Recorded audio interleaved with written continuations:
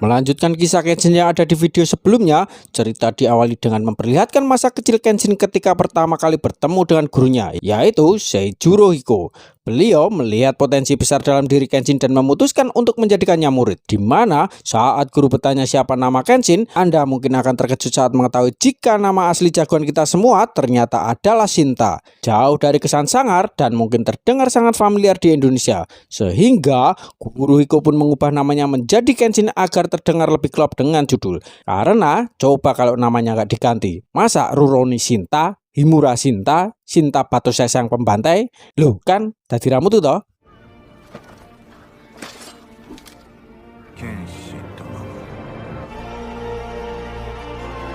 Dan inilah Rurouni Kenshin The Legend End. Subscribe ya teman-teman. Setelah Kenshin ditemukan terdampar di pantai, guru Hiko pun membawa Kenshin ke kediamannya di dalam hutan. Kenshin tampaknya harus tabah saat mengetahui fakta bahwa Kaoru gadis yang dicintainya tidak selamat. Semua gara-gara Shishio si manusia perban yang berniat menghancurkan pemerintahan Jepang. Sehingga untuk mencegahnya sekaligus membalas dendam atas kematian kekasih, Kenshin pun meminta guru Hiko untuk mengajarinya jurus terakhir dari teknik Hiten Mitsurugi demi untuk bisa mengalahkan Shishio dan seluruh pasukannya.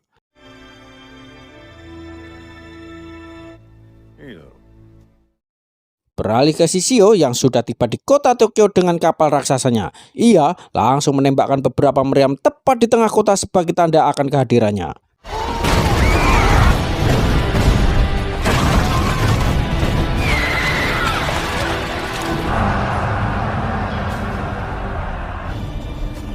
Kembali ke Kenshin yang sudah berlatih dengan guru Hiko. Sesuai kesepakatan di awal, guru Hiko setuju untuk mengajari Kenshin jurus terakhir dari teknik Mitsurugi atau teknik pedang kuno yang hanya dimiliki oleh si guru saja, demi bisa mengalahkan musuh terkuatnya, yaitu Shishio. Kenshin pun berlatih selama berhari-hari siang dan malam, meski itu menguras tenaga dan pikiran, termasuk babak belur diajar oleh guru Hiko secara habis-habisan.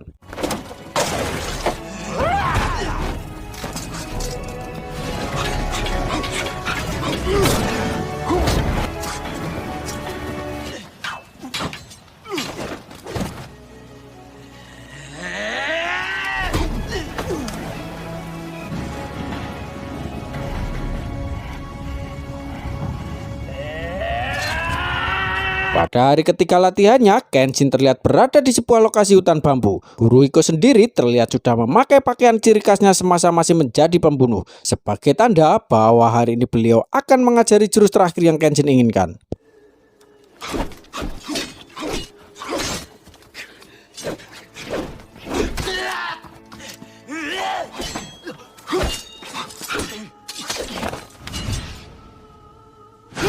Faktanya, jurus terakhir dari teknik Mitsurugi Ryu bukanlah gerakan khusus atau teknik rahasia yang bisa dipelajari dari buku. Jurus itu adalah gerakan bebas yang datang dari dalam diri si samurai itu sendiri. Sehingga agak ribet memang untuk Kenshin bisa mempelajari sesuatu yang tidak ada panduannya. Apalagi dikejar waktu yang semakin mepet, namun guru memberikan petunjuk bahwa untuk menguasai jurus terakhir itu, Kenshin harus punya keinginan hidup yang lebih besar.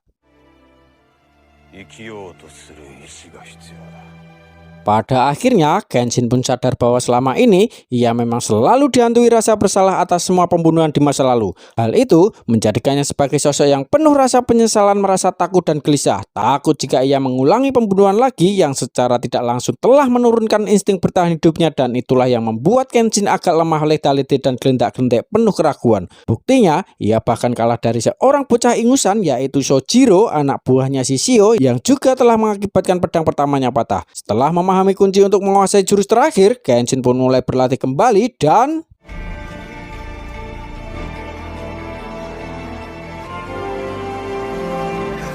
beralih ke kapal Shishio. Beberapa anak buahnya berhasil menangkap seorang nelayan yang diduga sempat melihat seorang pria dengan bekas luka menyilang di pipinya. Sehingga Shishio akhirnya sadar jika Kenshin masih hidup dan berpotensi menggagalkan rencananya.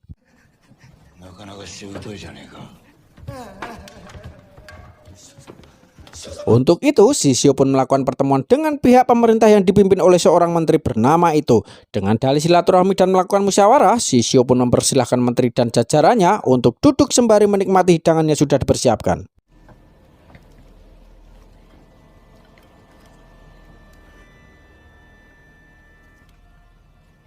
何人殺してその地位に上り詰めた。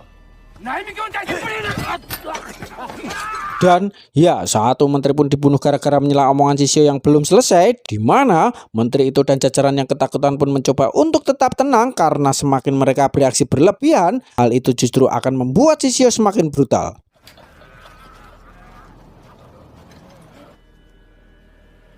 Shishio menceritakan tentang kesengsaraannya yang sudah dikhianati oleh pemerintah. Ketika butuh, mereka para pejabat hampir setiap hari datang ke rumahnya minta saran dan bantuan untuk bisa menang perang melawan musuh. Giliran sudah menang dan jasanya sudah tidak dibutuhkan lagi, pemerintah dengan mudahnya melenyapkan Shishio tanpa sedikit pun merasa bersalah. Mending kalau langsung mati. Ini loh, diobong hidup-hidup bro, sampai kulitnya melepuh dan harus memakai perban seumur hidupnya.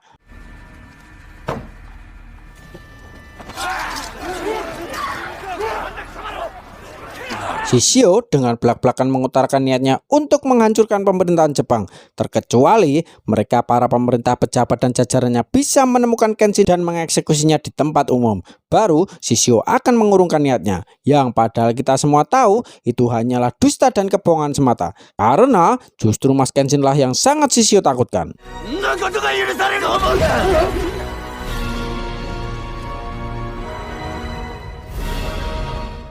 Dengan cepat, pemerintah pun menyatakan Kenshin sebagai buronan paling dicari. Hal itu sempat mendapatkan pertentangan dari Kapten Hajime yang berkata, apa-apaan ini dos? Kenshin jelas-jelas sudah berjasa membantu pemerintah menang perang 10 tahun yang lalu. Juga berhasil membantu pihak kepolisian menangkap Jin-E di film pertamanya. Sekarang, pemerintah tanpa punya malu menjadikan Kenshin sebagai buron hanya untuk kepentingan mereka sendiri.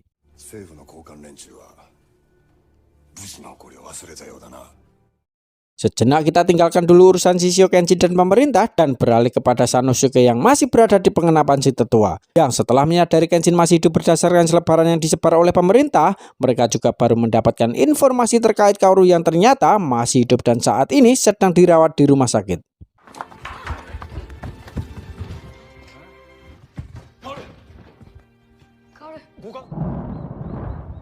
Balik ke Kenshin yang sudah siap berangkat ke Tokyo, tepat saat Misao muncul di sana untuk memberitahu tentang Kaoru yang masih hidup. Hal itu secara tidak langsung telah meningkatkan semangat hidupnya. Dan Guru Hiko hanya bisa berpesan agar Kenshin selalu ingat bahwa hidupnya sama berharganya dengan hidup orang lain. Jangan selalu merasa bersalah, jangan terlalu menyalahkan diri sendiri. Yang sudah lalu, ya sudahlah. Jangan diingat-ingat karena hidup jadi lebih baik bukan karena kebetulan, melainkan karena adanya perubahan.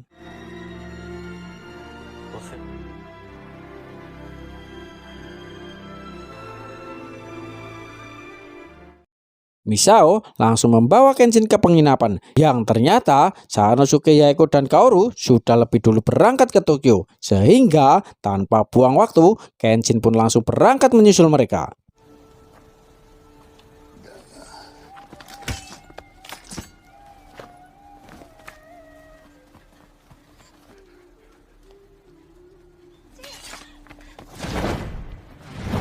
Dan ya, baru saja akan berangkat, muncullah Hoshi yang lagi-lagi bikin repot dengan menantang Kenshin untuk bertarung. Sehingga, ya, Kenshin pun langsung menerima tantangannya.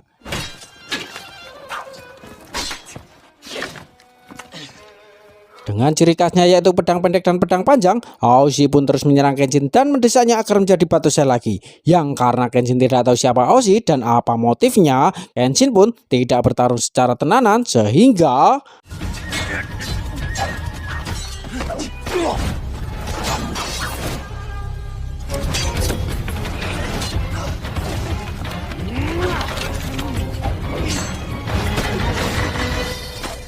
Ya, tepat saat Kenshin nyaris tersungkur, Misao cukup ikut nimbrung dengan melempar pisau dari belakang yang membuat Hoshi harus melakukan kekerasan terhadap perempuan. Melihat Hoshi tega menyakiti seorang perempuan yang notabene adalah mantan kekasihnya, Kenshin pun jadi punya sedikit motivasi dan semangat untuk melakukan pertarungan yang jika Hoshi memang mau dikalahkan, maka Kenshin akan memberikannya.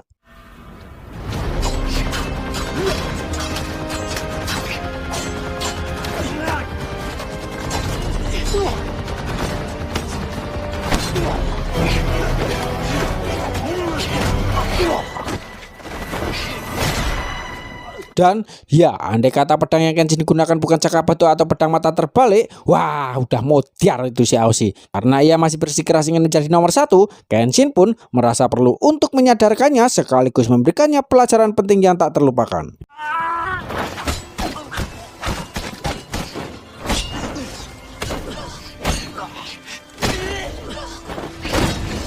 Setelah Aoshi tak berdaya, Kenshin pun menyuruhnya untuk introspeksi diri dan pikir ulang apa tujuan hidupnya sebenarnya. Yang karena waktu semakin mepet, Tetua dan Misao pun langsung menyuruh Kenshin untuk segera berangkat ke Tokyo.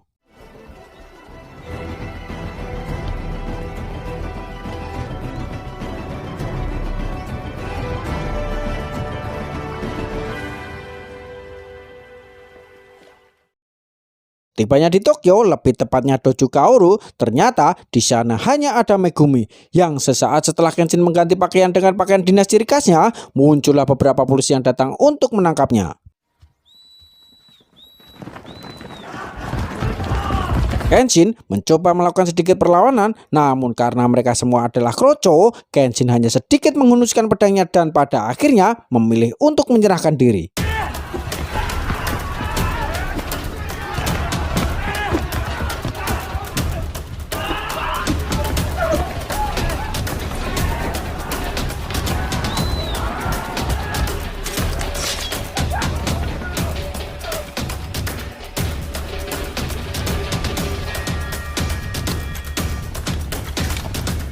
Kenshin pun langsung dibawa menghadap menteri itu. Alih-alih ditangkap untuk dieksekusi sesuai permintaan Shishio, menteri justru punya rencana lain yang lebih masuk akal, yaitu akan membuat Kenshin berada cukup dekat dengan Shishio dengan harapan Kenshin bisa dapat mampu mengalahkannya.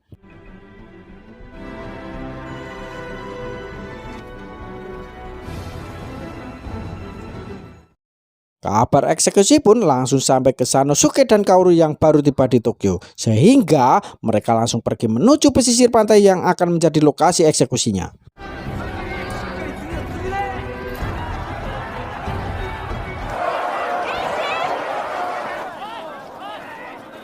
Tak seperti yang diharapkan, Shishio ternyata tidak hadir di sana melainkan menunggu di dalam kapal. Namun, eksekusi harus tetap dijalankan sebagai bagian dari prosedur. Inspektur mulai membacakan nama-nama para korban yang sudah Kenshin bunuh. Yang hal itu tentu saja membuat Kenshin semakin merasa bersalah atas semua kesalahannya di masa lalu. Oke, Ao Samurai, Shimamura Tatsumasa, Aizan Koyogata Kanaroshi, Akizuki Tokuma, Shōdai Han Hanshi. Selesai membaca nama-nama para korban, Sang Algojo langsung membasuh katananya yang ketika eksekusi akan dilakukan, tiba-tiba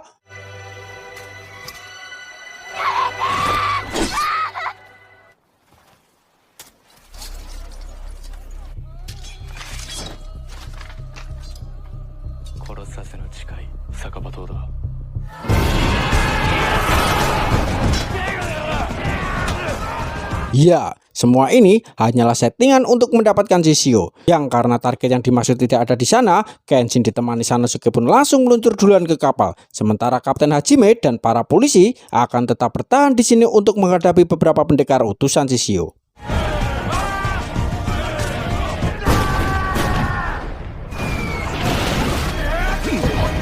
Masih dengan jurusnya, Kapten Hajime pun menargetkan satu pendekar yang masih satu aliran dengan si buta dari gua hantu dan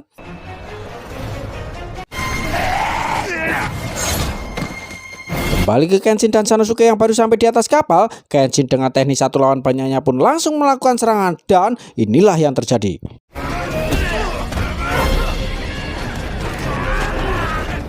Selesai dengan para kroco, Kenshin dan beberapa polisi pun langsung masuk ke dalam. Sementara Sanosuke akhirnya mendapatkan lawan yang seimbang, yaitu seorang biksu yang masih satu perguruan dengan pendekar biksu yang ada di film pertama, di mana mereka menggunakan tangan kosong untuk bertarung, sehingga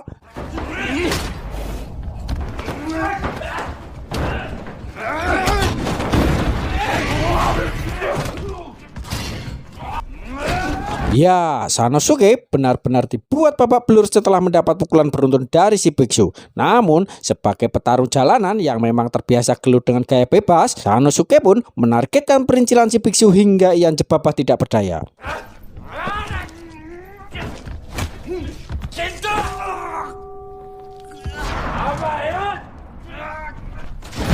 Selesai dengan kawan-kawan, kita akan fokus ke Kenshin yang ditatangi oleh Sojiro si bocah tukang nyengir yang masih dengan ciri khasnya yaitu mencolot-colot dengan satu kaki. Sojiro dengan percaya dirinya bisa mengalahkan Kenshin untuk kedua kalinya, tetapi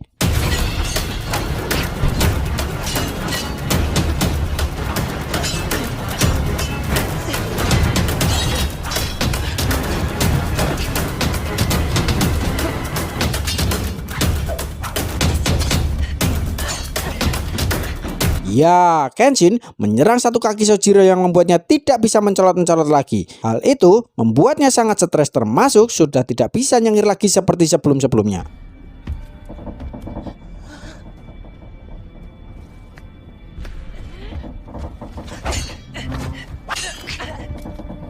Andai kata Kenshin menggunakan pedang normal, mungkin Sojiro sudah kehilangan kedua kakinya. Yang karena Sojiro masih keras kepala, Kenshin pun terpaksa menggunakan jurus Mitsurugi Ryu level 1 dan inilah yang terjadi.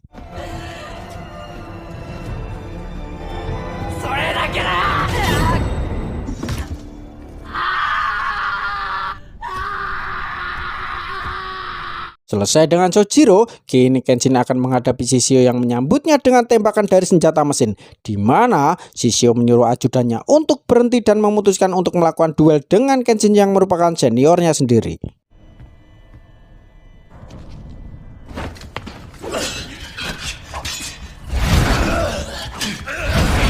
Dan ya, jika Anda penasaran kenapa pedang Shishio bisa mengeluarkan api, itu karena pedangnya dipenuhi oleh lemak ataupun daging para korban selama bertahun-tahun. Juga ada beberapa gerigi di bagian punggung pedangnya. Ditambah, Shishio mampu mengendalikan suhu tubuhnya akibat dari insiden diobong hidup-hidup, sehingga ia bisa memati atau memicu api untuk menyalakan pedangnya.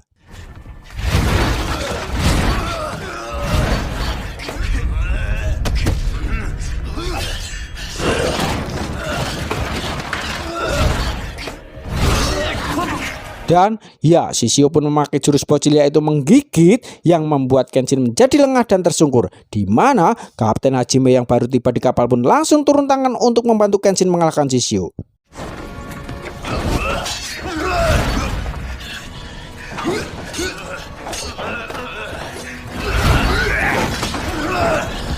Jurus Kapten Hajime yang ikonik ternyata tidak mempan untuk seorang seperti Shishio, di mana Sanosuke yang baru masuk pun sakarepe dhewe ikut nimbrung meski tekad kuatnya tak sehebat kemampuannya.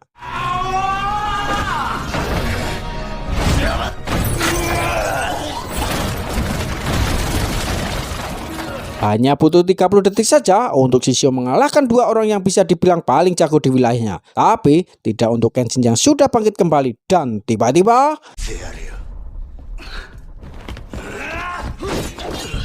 ya, muncullah Aoshi yang kini sudah sadar dan berakal sehat. Ia tidak lagi mengejar Kenshin, justru berniat membantunya untuk menyelamatkan negara Jepang.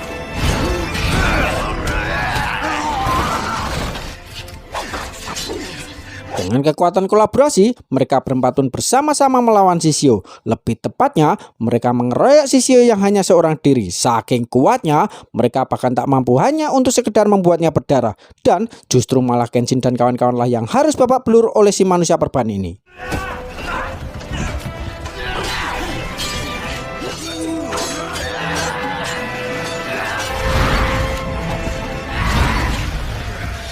Masih tak menyerah, mereka berempat menggunakan serangan tiki-taka atau strategi menyerang secara bergantian. Hal itu ditujukan untuk membuat Shishio kelelahan. Yang memang dengan kondisi tubuhnya yang seperti ini, Shishio diketahui hanya punya waktu 15 menit saja untuk bertarung. Lebih dari itu, suhu tubuhnya akan naik drastis dan akan menyebabkan kematian untuk dirinya sendiri.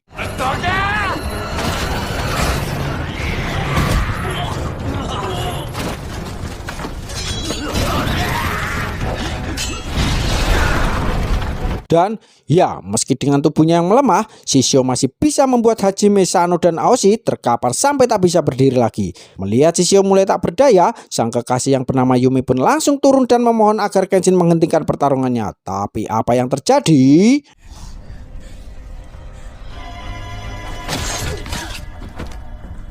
Ya, betapa terkejutnya Kenshin saat melihat Shishio dengan begitu teganya mengorbankan kekasihnya sendiri hanya untuk bisa menyerangnya. Namun, yang paling menganjingkan adalah Yumi sendiri dalam kondisi sekarang justru malah berkata jika dirinya sangat senang karena akhirnya bisa berguna untuk Shishio dalam pertarungan.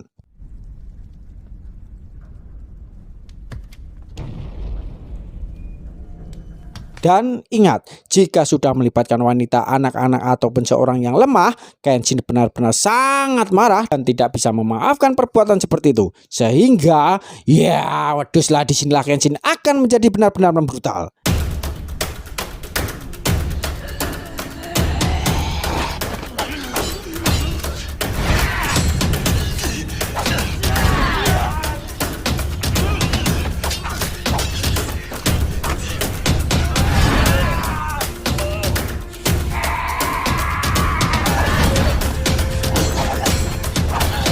Masih tak mau tumbang, Kenshin terpaksa akan menggunakan jurus terakhir dari teknik Michiru Giryu seperti yang dikatakan Kurohiko. Jurus terakhir ini adalah jurus yang tidak terpaku pada gerakan tertentu, hanya membutuhkan insting dari samurai itu sendiri. Sehingga Kenshin mulai memasang kuda-kudanya dan inilah yang terjadi.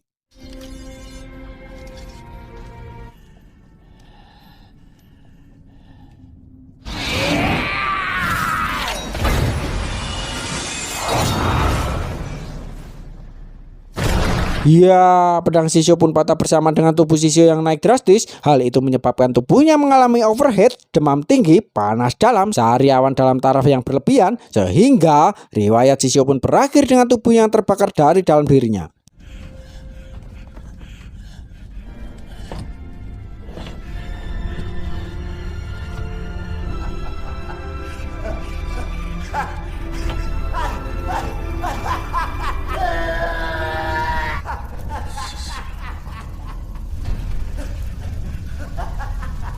Selesai dengan Shishio, Kenshin dan kawan-kawan pun langsung kembali ke daratan. Di situ sudah ada menteri itu dan pasukan yang menyambut mereka dengan bangga, termasuk memberi hormat kepada Kenshin dan seluruh samurai yang sudah mempertaruhkan nyawa mereka untuk negara Jepang ini.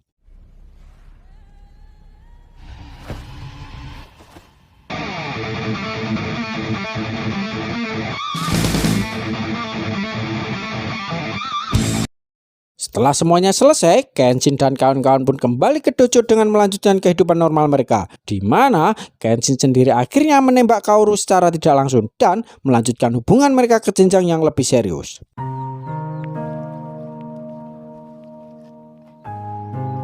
共に見守ってくださるのか。